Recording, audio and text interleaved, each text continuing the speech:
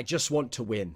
That's what they'll always say. They see these people, these incredible players who sacrificed everything and worked constantly to improve and be at the peak of their level and gave up almost everything and battled, and really all that was in these guys' minds was trying to win and trying to be the best. They hear the way they talk. They have this logic of, well, if he talks that way and he was a winner, then I'm trying to play and I'm trying to be good, so I'll talk that way and I'll adopt that mindset. And while the mindset is good, they don't bring with it all the other aspects of it. What they don't realize is that mindset, that philosophy, is the end stage. It's the verbal expression of an actual philosophy of their life, which took place in action, in small decisions that took place every day of their lives, to have a hard practice, to practice with purpose. All the things that went into it, these people haven't studied. They've just heard what's said, and then they're parroting the same things and thinking if they just try, that trying is enough.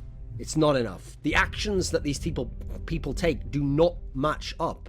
Like, for example, they might say that they practice hard. Okay, they might practice hard, like the practice might be there, and they might play hard within the practice, but do they do the hard practice? That's a different thing. Those are the things that are difficult to do. Maybe they're very draining in the amount of time you have to put in, or the amount of mental effort and concentration on this practice, whereas you could just let that go a bit and relax a bit more and be half in, half out in the practice, and you're there at the practice, you're playing in the practice, maybe you're even succeeding in the practice in a relative sense, you're winning the games or you're doing decently in them, but are you actually applying yourself with purpose? Are you doing the boring practice? Are you doing the practice where all you do is work on the basics that even the beginner learns, and you're just making sure these are refined, these are perfected, and then pushing for that extra 1% that might not seem like much in the context of it, but could be the difference that makes you the great player, that makes you win this next match? Are you doing these things? Most of these players are not. Do it right so that you don't have to spend more time doing it over later.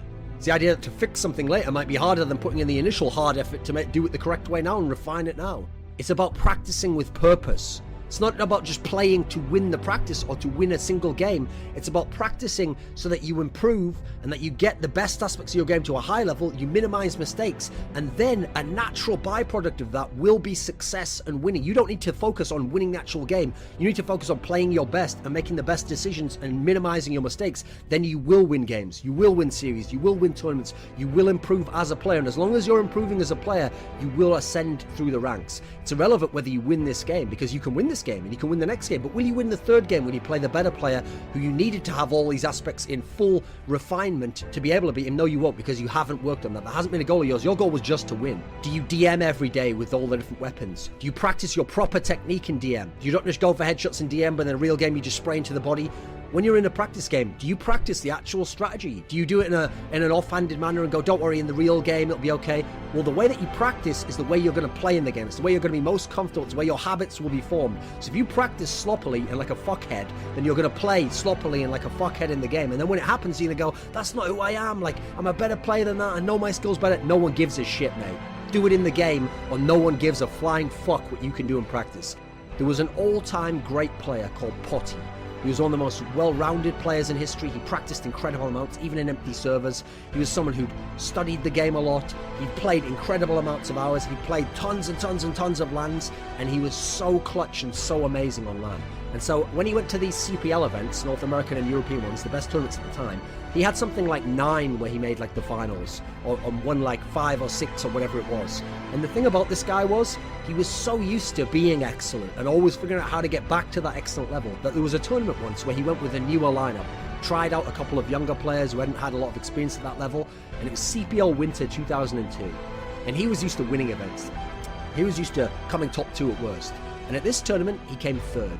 And his team did well to come 3rd, and they had matches where they were outmatched and outclassed by some of the better teams, and things broke their own way at the key point, like 11-11 on Inferno or whatever it was, versus the Game Online team of Element.